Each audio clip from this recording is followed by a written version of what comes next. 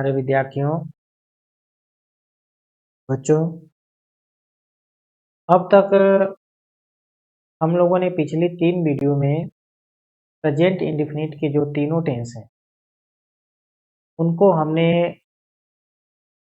हिंदी से इंग्लिश में कैसे बनाएंगे और फिर इंग्लिश बनाने के बाद हम लोग उसको पैसिव में कैसे चेंज करें, अर्थात एक्टिव कैसे बनाएंगे, फिर उसको हम लोग पैसिव में कैसे चेंज करेंगे, ये हमने पढ़ लिया।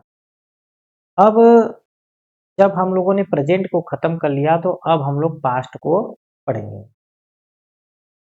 पास्ट का देखिए क्या है बच्चों, जो पास्ट टेंस है, ठीक है।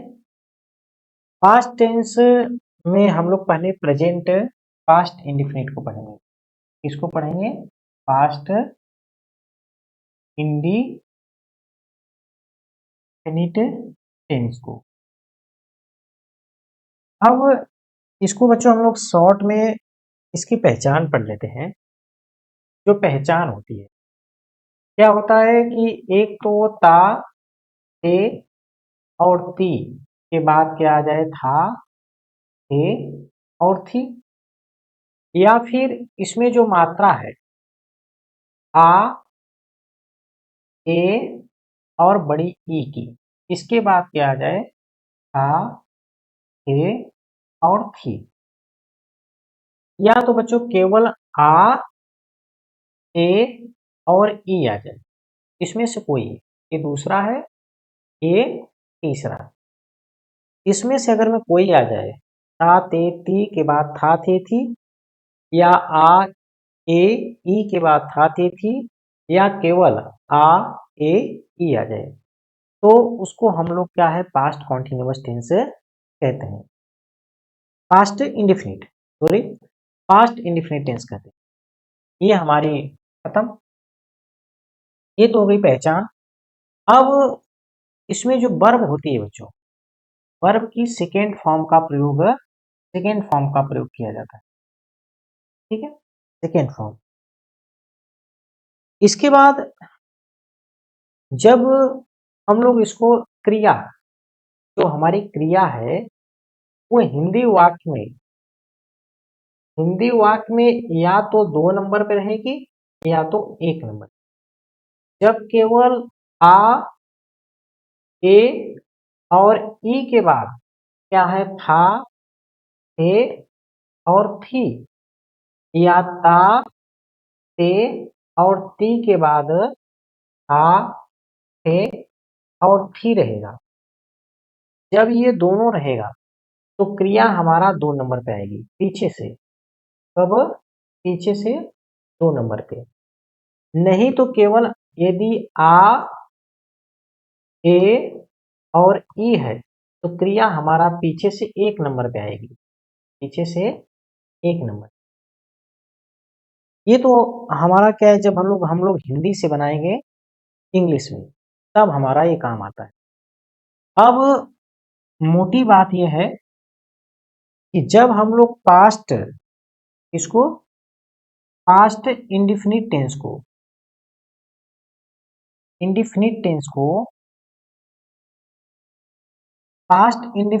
को जब हम लोग एक्टिव से इसे एक्टिव से पैसिव में चेंज करेंगे, पैसिव में, तो पैसिव में हम लोग वाज और वर का प्रयोग करते हैं। वाज का प्रयोग होता है आई, ही, सी, इट और सिंगुलर नाउन। एस एन का मतलब क्या होता है बच्चों? सिंगुलर, SNGULAR, सिंगुलर नाउन, अर्थात एक वचन संज्ञा। इसका ये क्या है, ऊपर वाले क्या है, हमारा सर्वनाम है, क्या है, प्रोनाउन। इसको हम लोग क्या कहेंगे, जो ही सी इट है, इसको देखिए, ये हमारा जो येलो बॉक्स में जो है ये हमारा प्रोनाउन है। क्या है? प्रोनाउन। प्रोनाउन का अर्थ क्या होता है? सर्वनाम। क्या है? सर्वनाम। नाम, अर्थात एक वचन संज्ञा या एक वचन प्रोनाउन रहे तो उसके साथ हम लोग क्या लगाएंगे, वाच का प्रयोग। और जो ये वर है इसका प्रयोग हम लोग वी यू ए और पीएन, पीएन का मतलब plural, P L U R A plural, N O U N मतलब सॉरी, हम लोग इसका मतलब होता है बहुवचन। क्या होता है, बहुवचन सर्वनाम। सॉरी, ये तो संज्ञा है, नीचे हम लोग क्या लिखे, ये संज्ञा है, ये हमारी क्या है, संज्ञा, संज्ञा। और ये देखिए जो ऊपर देख लीजिए फिर से, ये हमारा जो है ये क्या है, बहुवचन सर्वनाम है। क्या है, बहुवचन सर्वनाम। अब हम लोग जब इंग्लिश और पढ़ते हैं और डिटेल में देखिए, हम लोग तीन चीजों पर बात कर रहे हैं, हमारे पास चार चीजें होनी चाहिए। पहला हम लोग किसके बारे में बात करते हैं, कर्ता, कर्ता को हम लोग क्या कहते हैं, सब्जेक्ट। सेकेंड चीज हमारा है सहायक क्रिया, सहायक क्रिया अर्थात हेल्पिंग वर्ब। क्या है, हेल्पिंग वर्ब। और थर्ड हमारी क्या है, क्रिया, क्रिया, इसको हम लोग क्या कहेंगे, वर्ब। और फोर्थ हमारा क्या है, कर्म, को हम लोग क्या कहेंगे, ऑब्जेक्ट। ये चार चीजें हैं हमारे पास। जो भी हम लोग टेंस पढ़ रहे हैं, हमें पता है कि हमारे टेंस की संख्या कुल 12 है। अगर में हम लोग फ्यूचर को हटा देते हैं तो हमारे पास 6-8 बचते हैं। ये मात्र दो टेंस हैं, एक पास्ट इंडिफिनिट और दूसरा है प्रेजेंट इंडिफिनिट, इंडिफिनिट। इन दोनों टेंसों का जो अफर्मेटिव है, क्या है, अफर्मेटिव, अफर्मेटिव, अफर्मेटिव का क्या अर्थ होता है, सकारात्मक। क्या होता है, सकारात्मक, सकारात्मक, सकारात्मक। सकारात्मक जो वाक्य है उसमें हेल्पिंग वर्ब का प्रयोग नहीं किया जाता। ध्यान रखना, कौन सा टेंस, एक तो पास्ट इंडिफिनिट टेंस, एक प्रेजेंट इंडिफिनिट टेंस का जो अफर्मेटिव होता है उसके हेल्पिंग, उस इस प्रकार के सेंटेंस में हेल्पिंग वर्ब का प्रयोग नहीं किया जाता है। इसमें एक्टिव में, एक्टिव में हम लोग हेल्पिंग वर्ब का प्रयोग नहीं करेंगे, लेकिन जब पैसिव बनाएंगे, पैसिव बनाएंगे तब हम लोग हेल्पिंग वर्ब का प्रयोग करेंगे। ये ध्यान रख लेना, दो चीज है।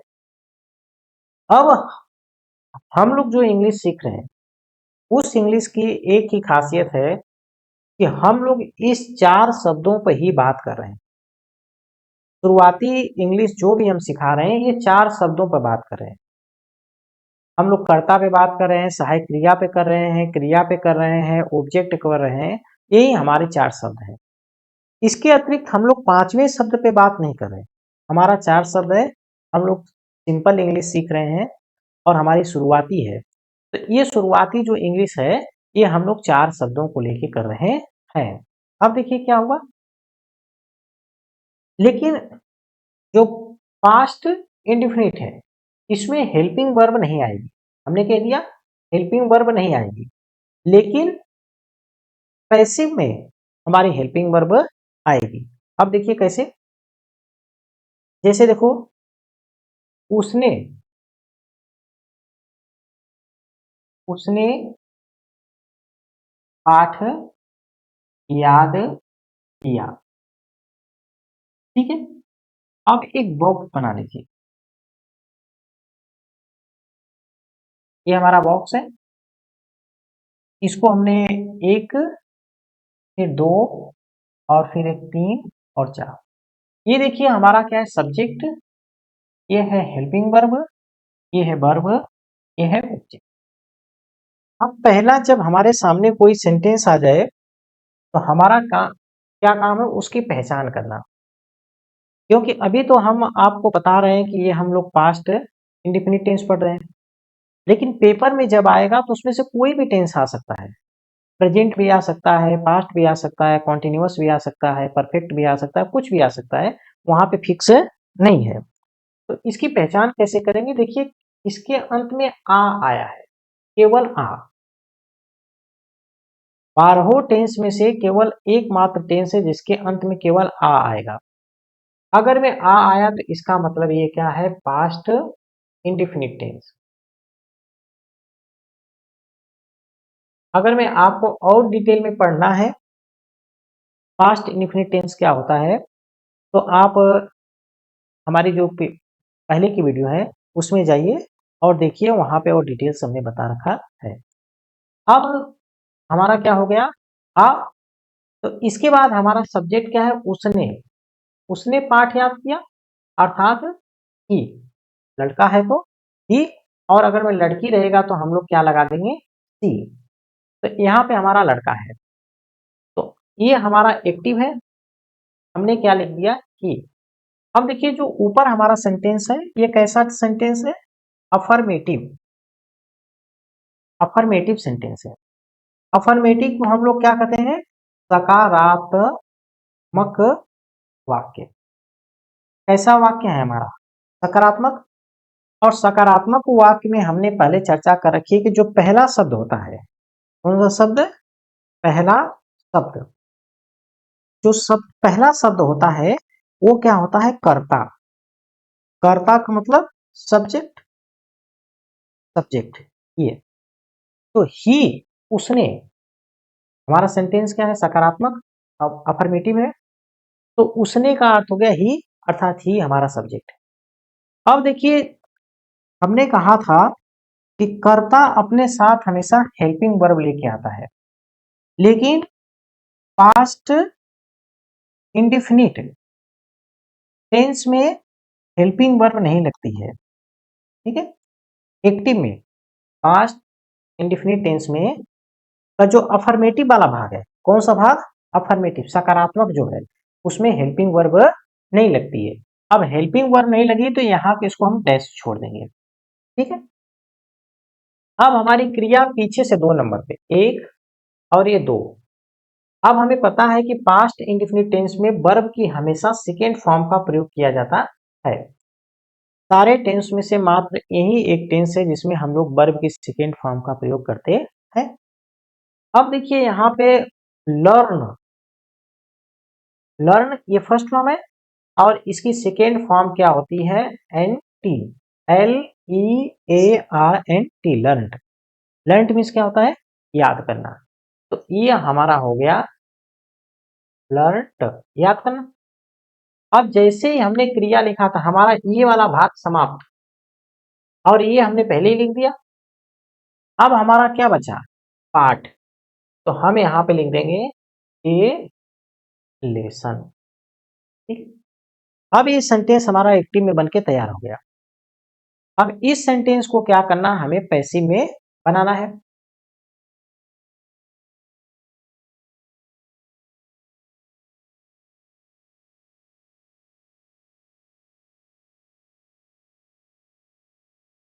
देखिए पैसिव में बनाते समय, पैसिव में हमारा सबसे बड़ा काम है कि जो ऑब्जेक्ट है उसको हमें सब्जेक्ट बनाना है, सब्जेक्ट बनाना है।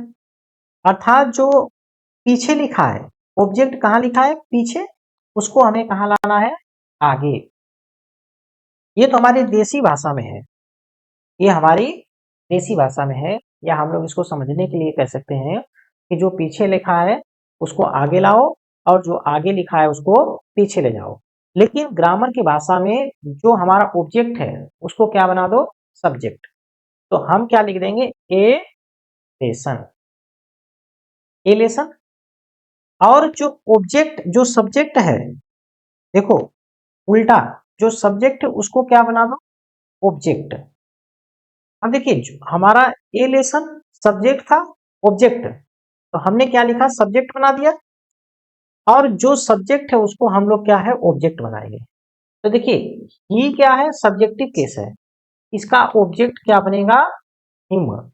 तो हम लोग क्या लगाएंगे, बाई, और लिख देंगे him, A lesson by him. अब हमने बताया कि ये हमारा पास्ट इंडिफिनिट टेंस है। पास्ट इंडिफिनिट टेंस के इंडिफिनिट के जो अफर्मेटिव उसमें हेल्पिंग वर्ब नहीं लगती है, लेकिन पैसिव बनाते समय हम लोग वाज और वर का प्रयोग करेंगे पैसिव में। तो ए लेसन क्या है हमारा, ए लेसन हमारा क्या है, सिंगुलर नाउन है। कौन सा नाउन है, सिंगुलर नाउन, एक वचन संज्ञा है। तो यहाँ पे हम लोग क्या लगा देंगे, वाज। ठीक है, और ये देखिए सेकेंड फॉर्म है, सेकेंड फॉर्म और थर्ड फॉर्म लर्न की सेम होती है, तो यहाँ पे हम लर्न का लर्नड का लर्नड ही लिख देंगे, क्योंकि यहाँ पे कौन सी फॉर्म है, सेकेंड फॉर्म है, और नीचे कौन सी फॉर्म है, थर्ड फॉर्म है, ये ध्यान रखना। लेकिन चूंकि इंग्लिश में सेकेंड फॉर्म और थर्ड फॉर्म लर्न की सेम है, तो इसलिए यहाँ पे हम लोग सेम लिखे। अब देखिए हमने क्या है कि एक सेंटेंस लिया था हिंदी में, और उसके बाद हमने उसको किस में बनाया, एक्टिव में, फिर एक्टिव से हमने क्या कर दिया, पैसिव में। अब दूसरा सेंटेंस हम लोग देखते हैं, जैसे वह खाना बनाई थी, बनाई थी, या इसको ऐसे लिख दीजिए, बनाई थी। अब देखिए सबसे पहला हमारा क्या, एक हमने बॉक्स बना दिया, ये हमारा एक बॉक्स है, इसको हम लोग कितने भागों में, 4 भागों में बांट देंगे। और पहला वाला जो हमारा ये सब्जेक्ट है 1 नंबर, ये हमारा हेल्पिंग वर्ब है 2 नंबर, ये वर्ब है 3 नंबर, और ये ऑब्जेक्ट है 4 नंबर। ये ध्यान रखिए, ये ऐसा हम लोग इसलिए कर रहे हैं कि इनका एक सीक्वेंस है। हमें लिखने का एक तरीका पता होना चाहिए कि जब हम लोग सेंटेंस बनाते हैं तो सबसे पहले क्या लिखेंगे, उसके बाद क्या लिखेंगे। तो सबसे पहले हम लोग सब्जेक्ट लिखते हैं, उसके बाद हेल्पिंग वर्ब लिखते हैं, उसके बाद हम लोग वर्ब लिखते हैं, वर्ब के बाद हम लोग क्या लिखते हैं, ऑब्जेक्ट लिखते हैं। अब देखिए सबसे पहले हमें इसकी पहचान करनी है, तो पहचान कैसे होगी, देखिए देखिए अंत में ई लगा है, पहले हमारा क्या आया था, क्या आया है, था, तो था आ गया, तो था का ही है, थी का अर्थ क्या हो गया, पास्ट, और अंत में ई है, तो ये मिला करके इंडिफिनिट। तो हमारा कौन सा टेंस हो जाएगा, पास्ट इंडिफिनिट। ठीक है, हमने बोला था ना, यदि आ, ई और ए के बाद क्या आ जाए, था, थे और थी, अगर में ये हो तो हमारा पास्ट इंडिफिनिट टेंस है। उसने खाना, वह खाना बनाई थी, तो अब देखिए वह यहाँ पे लड़की है, तो लड़की के लिए हम लोग क्या लगाएंगे, सी। तो अब हमने यहाँ पे लिखा। अब दूसरी बात है, हमारा एक कैसा सेंटेंस है, ये हमारा वाक्य कैसा है, देखिए ये हमारा अफर्मेटिव वाक्य है। कैसा है, अफर्मेटिव। अफर्मेटिव का अर्थ है सकारात्मक, सकारात्मक वाक्य है। ठीक है, ये हमारा सकारात्मक वाक्य है। तो सकारात्मक वाक्य में जो पहला शब्द होता है, फर्स्ट वर्ड, पहला शब्द, ये हमारा क्या होता है, कर्ता। कर्ता का अर्थ क्या है, सब्जेक्ट। हमारा पहला शब्द क्या होता है, सब्जेक्ट। अब देखिए ये फर्स्ट वर्ड है, ये हमारा सब्जेक्ट है, तो हमने क्या लिख दिया यहाँ पे, सी। अब कि हम लोग, ये कौन सा टेंस है, देखिए हमारा नियम क्या था कि कर्ता अपने साथ हमेशा हेल्पिंग वर्ब लेके आता है, लेकिन आपको हम बता दिए कि जो प्रेजेंट पास्ट टेंस है और प्रेजेंट, कौन सा, प्रेजेंट इंडिफिनिट, दोनों कैसा होना चाहिए, इंडिफिनिट, इन डी निट, इंडिफिनिट टेंस है। प्रेजेंट इंडिफिनिट और पास्ट इंडिफिनिट के जो सकारात्मक वाला भाग है इसमें हम लोग क्या लगाते हैं, हेल्पिंग वर्ब नहीं लगाते हैं। सारे टेंस अपने साथ हेल्पिंग वर्ब लेके आते हैं, लेकिन मात्र ये दो टेंस हैं जो अपने अफर्मेटिव में, फर्स्ट वाले भाग में अफर्मेटिव में हेल्पिंग वर्ब लेके नहीं आते हैं। तो ये वाला हमारा कॉलम खाली रह जाएगा। अब थर्ड वाला कॉलम हमारा वर्ब का है। तो वर्ब देखिए हमारी पीछे से एक और दो, या तो हमारी पास्ट इंडिफिनिट में हमारी वर्ब एक होगी या तो दो होगी, तीसरे नंबर पर नहीं जाएगी। तीसरे नंबर पर कुछ शब्द हैं जैसे याद करना, ये होगा तो तीसरे नंबर पर जाएगी, लेकिन अक्सर क्या है, दो नंबर पे या तो एक नंबर पर रहेगी। अब देखिए खाना बनाने की स्पेलिंग हमारी क्या होती है, कुक, और सेकेंड फॉर्म क्या होती है, कुकड। क्या लगा देंगे इसमें, ईडी और लगा देंगे, इसमें हम लोग क्या लगा देंगे, ईडी। तो अब हमारी सेकेंड फॉर्म हो गई, यहाँ पे हमने क्या लिख दिया, ईडी, कुकड, ठीक है। और कुकड हमने लिख दिया, तो अब हमने पूरी क्रिया को लिख दिया, ये हमारी क्रिया लिख दी, ये हमने कर्ता लिख दिया। क्या बचा, खाना। खाना को हम लोग क्या कहते हैं, फूड, क्या कहते हैं, फूड। अब देखिए हमारा एक्टिव बन के तैयार, क्या हो गया, एक्टिव बन के हमारा तैयार हो गया। अब इसको हम लोग क्या है, पैसिव में चेंज करेंगे। किसमें चेंज करेंगे, पैसिव में। अब बताइए पैसिव में चेंज करने का क्या नियम है। तो पहला हमारा काम होता है पैसिव में, जब हम लोग सेंटेंस बनाते हैं तो जो ऑब्जेक्ट रहता है, ऑब्जेक्ट, उसको हमें किसमें चेंज करना रहता है, सब्जेक्ट में, ठीक। और जो हमारा सब्जेक्ट है उसको किसमें चेंज करना रहता है, ऑब्जेक्ट में। तो देखिए पहला हमारा काम है ऑब्जेक्ट को किसमें चेंज करना है, सब्जेक्ट में। तो फूड है तो यहाँ पे फूड को हम लोग क्या लिख देंगे, फूड।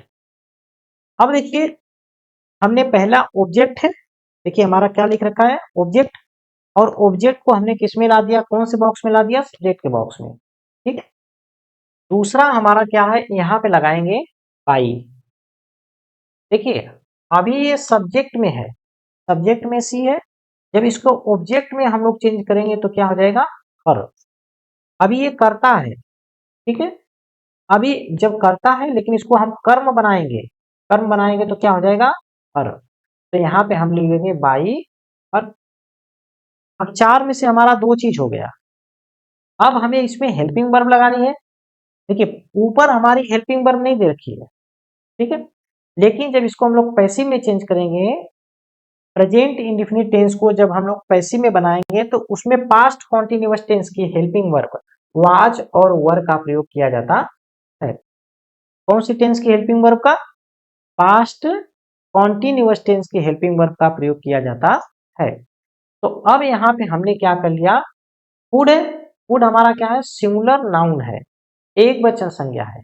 ऐसी एक वचन संज्ञा है, एक वचन संज्ञा है, एक वचन संज्ञा के साथ हम लोग किसका प्रयोग करेंगे, वाज का। यहाँ पे हमने क्या लगा दिया, वाज। अब हम लोग क्रिया पे बात करते हैं, किस पे, वर्ब पे। देखिए खाना की इसमें सेकेंड वर्ब हमने कुकड दे रखी है, तो कुक की जो सेकेंड होती है और जो थर्ड होती है वो सेम होती है। क्या होती है, सेम, समान होती है। कैसी होती है, समान होती है, उसमें कोई चेंज नहीं होता है। तो यहाँ पे हम कुक्ड का कुक्ड ही लिख देंगे, ठीक है। तो ये देखिए हमने एक्टिव से अब इसको पैसिव बना दिया। हमने तीन काम किया, पहले हमने एक सेंटेंस लिया। देखिए आपको सेंटेंस पैसिव बनाने के लिए ऐसा सेंटेंस लेना है जिसमें क्या है, कर्म दिया हो, क्योंकि कर्म नहीं है तो फिर उसको पैसिव बनाना कठिन होता है। मात्र इंपरेटिव सेंटेंस को, इंपरेटिव में भी इंपरेटिव सेंटेंस को छोड़ दो तो बाकी सारे सेंटेंस में कर्म होना जरूरी है। कम से कम ये तीन चीजें आपके पास होना चाहिए, कर्ता होना चाहिए, क्रिया होना चाहिए, कर्म होना चाहिए, ठीक है। अगर मैं हेल्पिंग वर्ब वो टेंस के अनुसार लगेगी, जिस टेंस में हेल्पिंग वर्ब लगना है उसमें लगेगी और जिसमें नहीं लगना है उसमें नहीं लिखेगी। जैसे फिर देखो, वह, देखो जैसे मैंने मैंने दूध पिया, ठीक है। अब देखिए पहले एक बॉक्स बना लीजिए। आप छोटे छोटे सेंटेंस पढ़िए, छोटे छोटे सेंटेंस से फिर आप बड़े बनाना सीख जाएंगे। जिसको इंग्लिश नहीं आ रही है वो छोटा छोटा सीखे, और जिसको आ रही है उसको बड़ा बनाए। ये देखिए पहला 1 नंबर पे, इसको हम लोग ऐसा कर सकते हैं। 1 नंबर पे हमारा क्या है, 1 नंबर पे हमारा सब्जेक्ट है, 2 नंबर पे हमारा क्या है, हेल्पिंग वर्ब है, और 3 नंबर पे हमारी वर्ब है, और 4 नंबर पे हमारा क्या है, ऑब्जेक्ट। तो क्या है, सब्जेक्ट, हेल्पिंग वर्ब, वर्ब और ऑब्जेक्ट। ये हमारे पास 4 शब्द हैं। हम जो भी इंग्लिश सीख रहे हैं इन्हीं 4 शब्दों के इर्द गिर्द चारों तरफ हम लोग घूम रहे हैं।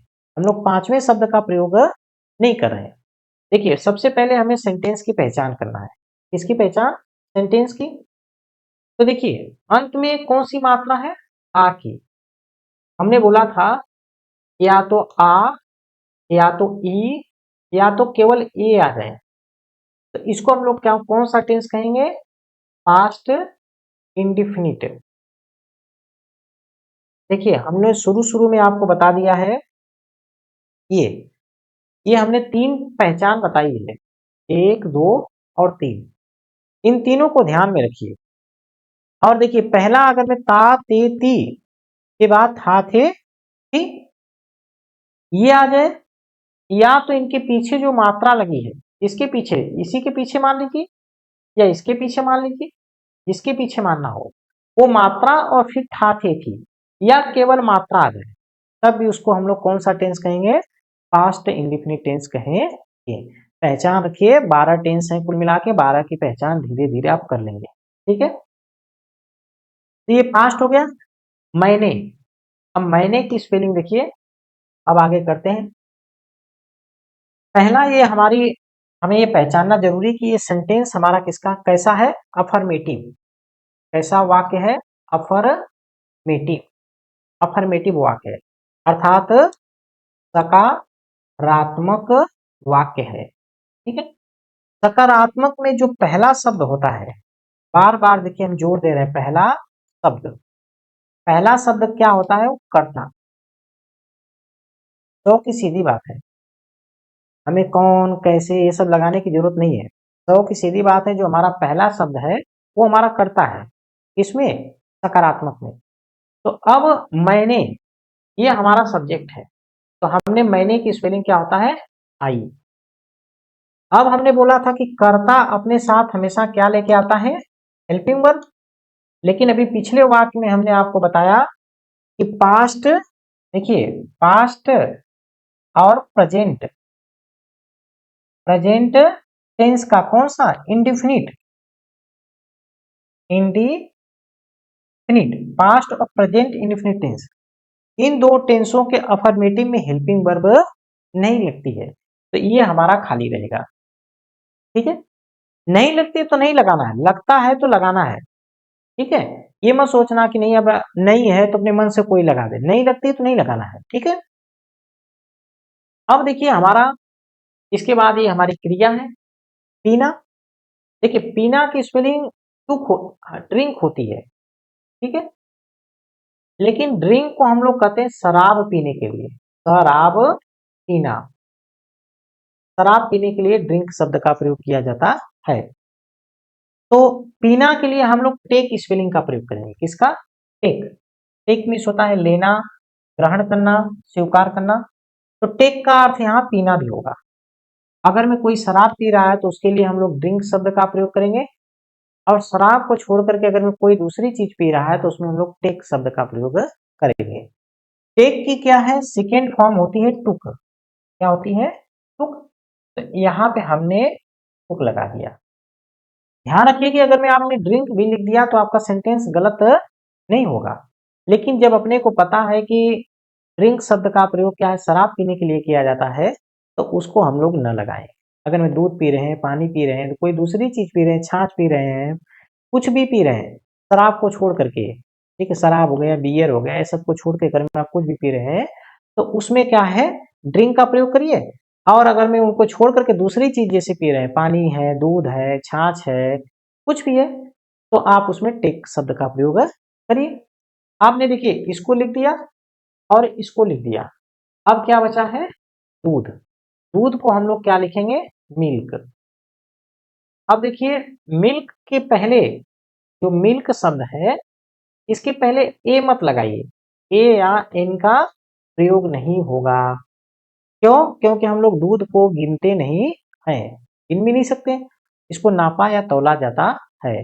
तो जो चीज नापी जा रही है या तौली जा रही है उसके पहले हम लोग क्या है ए का प्रयोग नहीं करेंगे, क्योंकि ये कौन सा नाउन है अनकाउंटेबल नाउन है। अब इसको हम लोग मिटा देते हैं। देखिए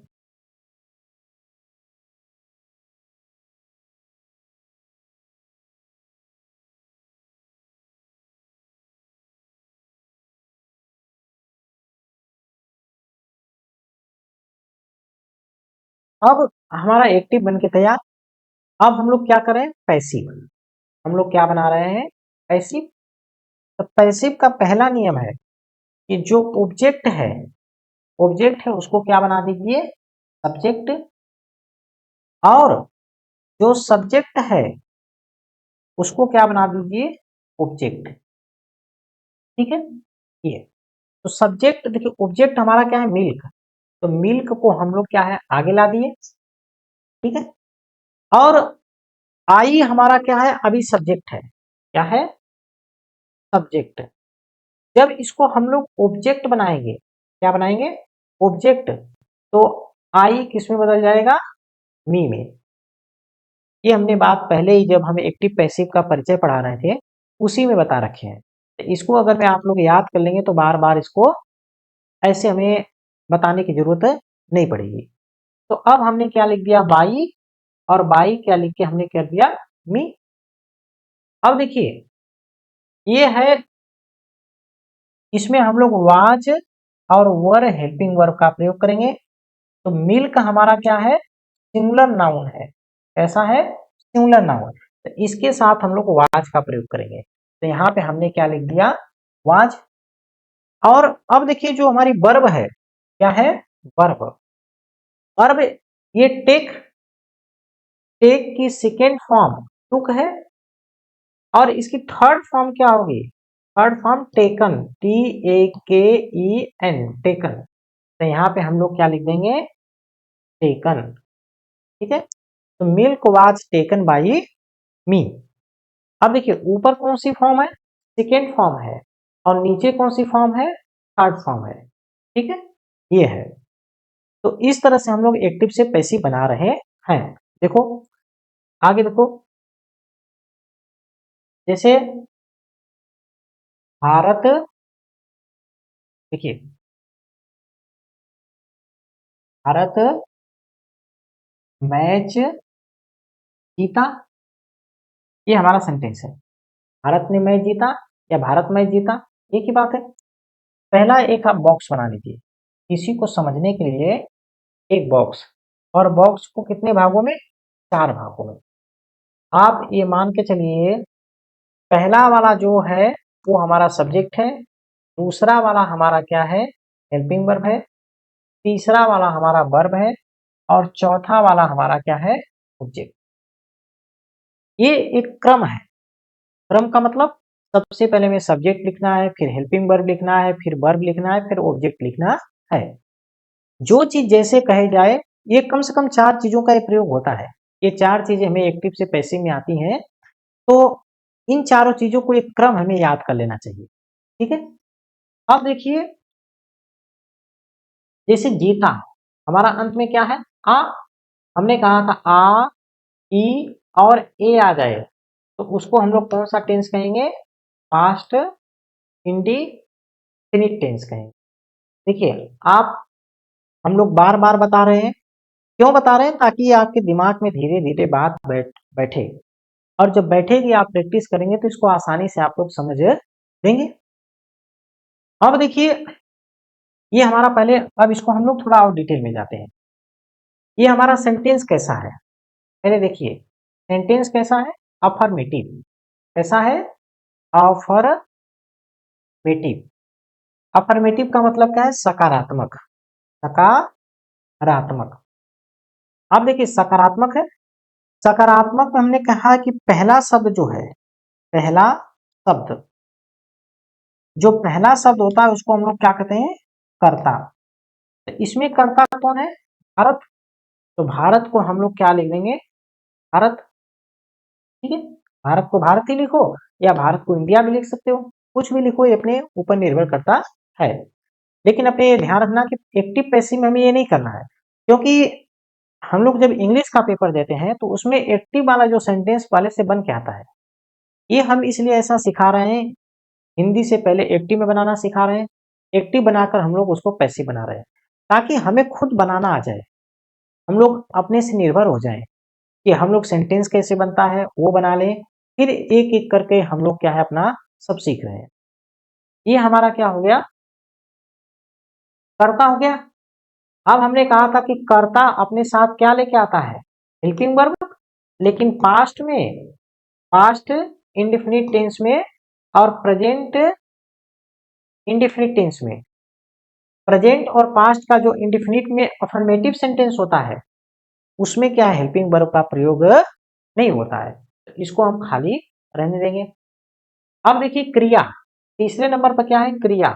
तो जीता, अब जीतने को इंग्लिश में हम लोग क्या कहते हैं, देखिए विन, विन मीन्स होता है जीतना। इसकी सेकेंड फॉर्म होती है ओन, WON। तो यहाँ पे हम लोग लिख दिए ओन। अब हमने इसको लिख दिया और इसको लिखा, क्या जीता, मैच। तो हम लिख देंगे ए मैच, भारत ने एक मैच जीता या भारत ने मैच जीता। अब ये हमारा सेंटेंस एक्टिव में बन गया। अब इसको हम लोग क्या करेंगे, पैसिव में करेंगे। अब देखिए पैसिव में कैसे करेंगे,